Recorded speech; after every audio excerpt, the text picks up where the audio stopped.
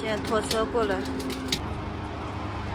猪排他的车了，这抓进来了。哦。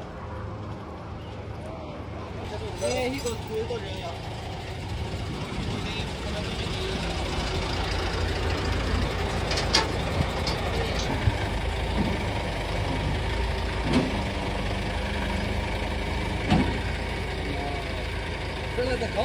现在已经到修理厂了，我把这个东西收拾一下，因为他现在也报不了价，大概多少钱？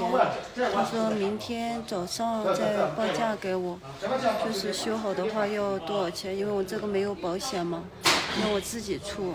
现在收拾东西吧，我今天晚上就去找个酒店，明天等他看一下要修多少，太多的话就不要了，报废了吧。我把这个东西收拾一下。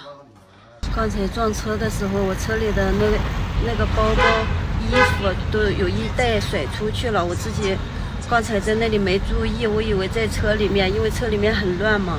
我刚才到修理厂这里找的时候，发现那个东西都没在，有可能刚才撞车的时候那个玻璃烂了，甩出去了，可能掉到马路外面去了。